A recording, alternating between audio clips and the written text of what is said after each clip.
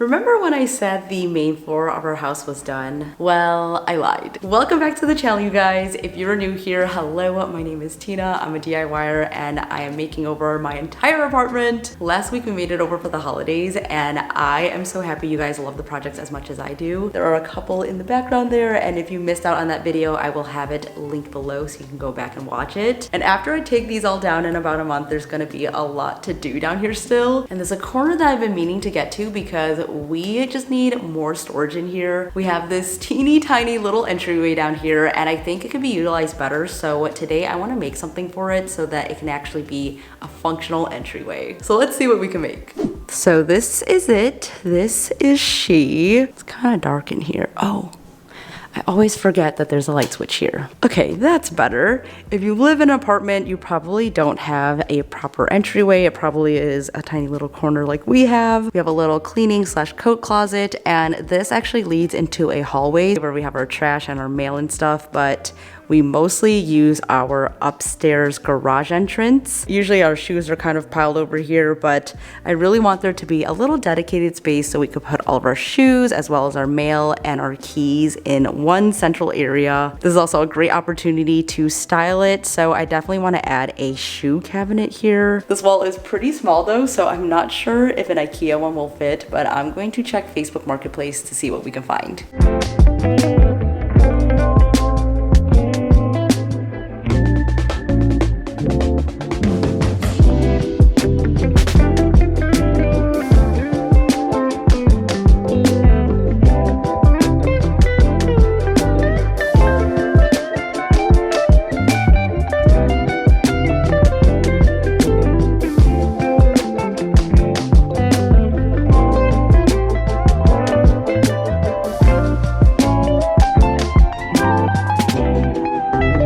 Okay, so I did find a lot of IKEA pieces, which unfortunately will not fit here. So I found this one for only $50. That is a pretty good price. It's the exact dimensions I need, and it's also very plain, which is great because of course we're not gonna leave it like this. We are going to flip it and make it look expensive and beautiful. I'm gonna see if I can pick these up today so I can get started on building it and making it look pretty. I'm on the way now to go pick up the cabinet, and it's supposed to be a warehouse, so let's see what this place actually is. U-turn.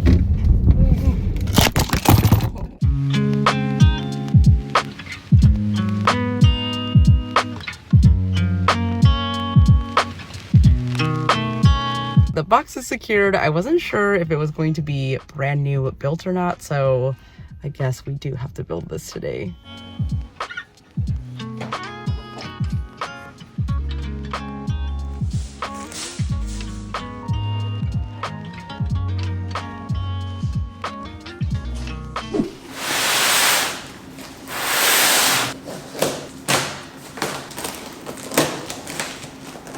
Okay, so I feel like this item is actually like an Amazon return or something because somebody else's address is on this. And it got me to thinking about how many businesses there are on Facebook Marketplace now, just reselling things. And even last night I watched a video of someone who bought an Amazon pallet of items for like $600, and then she would just take everything and sell it on Facebook Marketplace. So it's kind of crazy to see all the side hustles or even full-time hustles that people are able to do with returns.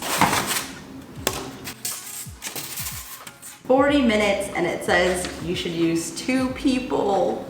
But Brian's taking a nap right now because he doesn't feel so good. I'm really hoping that he's not sick. I can do this by myself though. Oh my god, I love when they come with little screwdrivers because then I can add it to my collection.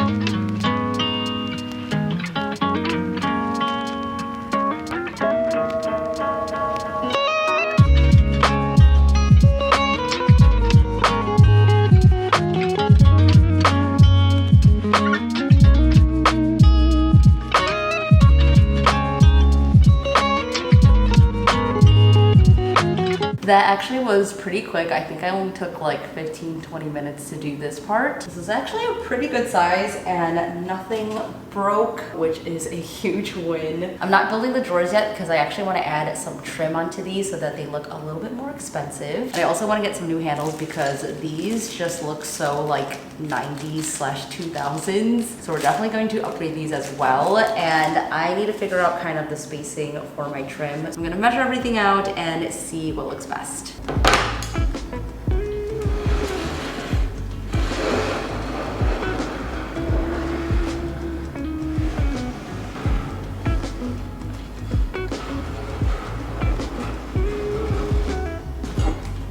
We are ready to start cutting the trim, and I decided to go with a really thin one. This is probably the thinnest trim I've ever used. And I just remembered that I do have miter shears, which is actually perfect because then I can cut this and not have to use any power tools. You can just place the trim where you need it to go, mark it, and then just cut it, and you don't even have to measure. So this is super handy. I'm actually gonna start with the first one right here. Get it into place and then press down.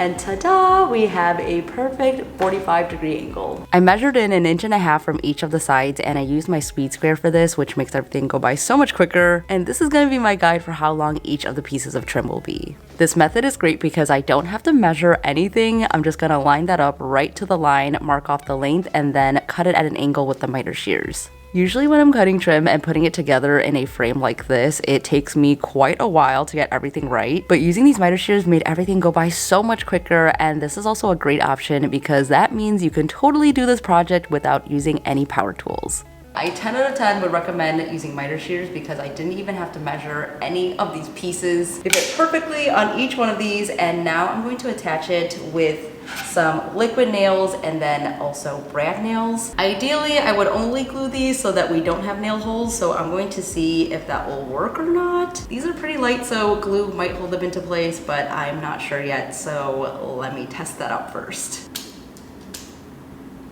This doesn't have the hole. Oh, it does.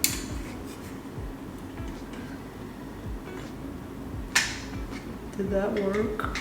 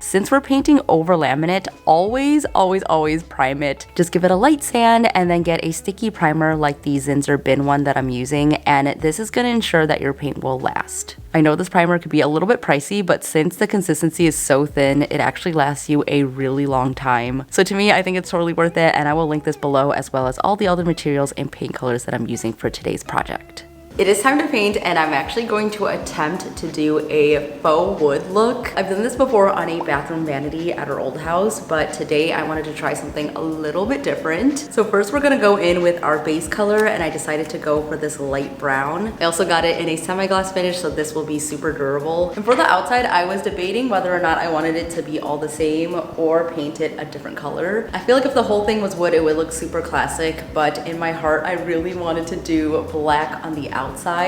So that is what we're gonna go with. Luckily, I still have some paint left from our dining room table, and this is also in a semi-gloss finish, so these two are gonna work great together. We're using furniture paint to make this extra durable, and I think using black is a great way to tie back in with our dining table, our bar stools, and all the other black accents that we have around the house. I've always just been drawn to black furniture, especially when you pair it with wood or caning. There's just something about it that instantly modernizes a piece. It creates so much contrast in your home and looks super timeless. While painting this, I realized I should probably paint the inside as well, even though no one is going to really see it at all. So I got a little bit lazy and I didn't do the best job with it. And I asked you guys over on Instagram if you guys are also lazy painters or if you're paint perfectionists, which to my surprise, a lot of people actually did say they were paint perfectionists, even when it comes to little details that no one will literally see. For me, it definitely depends on the project, but if it's an area where you're not really going to see it, I am not going to put all of that effort in. But let me know what kind of painter you guys are in the comments because I'm curious to know. Alright, so our fronts are all dry and ready to go. I am going to try out this Faux wood grain hack using gel stain. I've watched a few tutorials on this, so I feel a little bit more confident in doing it, but I am still a little bit nervous about the color choices, so this is actually turning out to be a little bit more peachy orange than I would like. So I painted a little test piece so that we could try out the two different wood stains on here to make sure that the color is actually good. I have a dark walnut and golden oak here, and I'm going to try them on both sides of this plank, and hopefully it turns out good.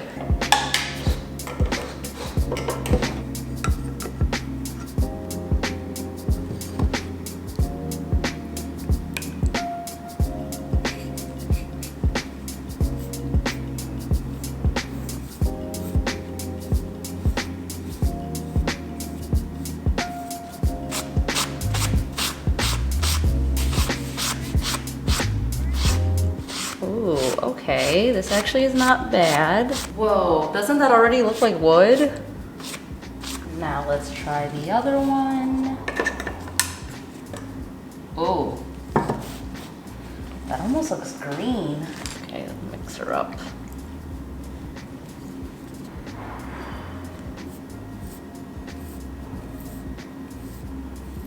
Oh, that looks weird.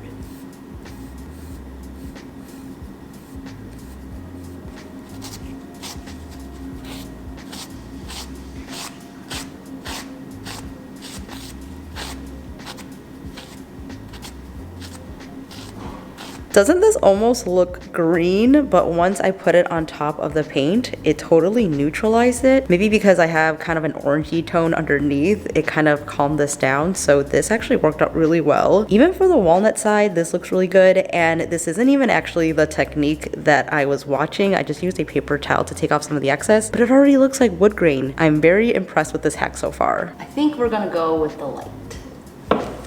Not gonna lie guys, I honestly can't believe how well this works. Like, it looks so realistic, and I think it really is because you're using a wood stain. This is gonna give you the closest color tones to wood that you can really get. And if you want even more on this technique, definitely check out Black Sheep House. She has amazing videos on this. She shares a lot of different color combinations, and it is just incredible to see what paint and gel stain can do. The whole point of my channel is to try out new things, and I never would have thought that you could use stain over paint. It's just so awesome that I get to try these projects out with you, and a lot of you guys try them out yourselves. I absolutely love when you tag me in your projects on Instagram, so keep those coming because those definitely make my day. You guys give me the courage to try out new things, and it's projects like this where I'm a little bit nervous that things aren't gonna go right. But either way, I'm here to try it all with you guys and share the good, the bad, and the ugly, and hopefully to inspire you guys to try something new as well. So you notice there's a little bit of buildup of the stain on the sides and even on the trim and stuff, and I feel like it just doesn't look realistic. And I noticed there's a little bit of splotchiness on this swatch, so I used my gloved hand and just wiped it, and it really blended everything in, and this has been drying for about 20 to 30 minutes now. So I've discovered that if you use a clean paintbrush, you can kind of go over those areas and smooth it out even more, and this will blend it right in, and it makes it look even more realistic, especially here in those little edges and the corners. I'm just going to keep brushing over those spots, and I would even use my hand and go over any of the bigger spots, and that way you can really blend it in and make this look super seamless. Doing this extra step with the dry brush really smooths things out so that it doesn't look like the stain is just sitting on top. I think this made such a difference and definitely added to the more realistic look for this. Also, I'm going to warn you guys now that depending on your weather conditions, this may take a longer time to dry. So for me, it took 2 days to dry down completely, and then I was able to add on a top coat.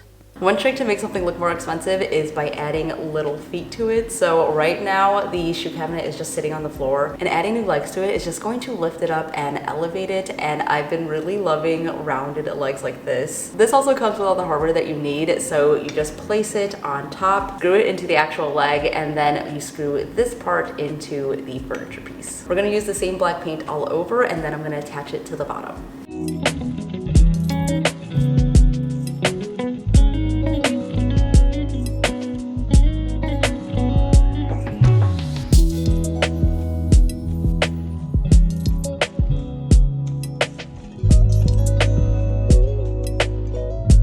It is time to build the drawers, but can we take a moment of appreciation for this wood drawer front? The color is perfect. The wood grain looks so realistic. Brian even saw it earlier and he's like, how did you do that? This definitely is the most realistic I've ever been able to paint wood. Granted, this is only my second time, but I would highly, highly recommend this method to you guys. Also, make sure to put on a top coat before moving on, but we are going to build the drawers, so I have to go back to reading the manual. And I also got some new handles for it. So these are a beautiful brushed brass. I love the vintage look of them. And with the new wood color, I think it just goes so well together. This looks so fancy. Oh my God, I'm so excited. This looks easy enough. So let's put everything together and then get it downstairs and put everything in place.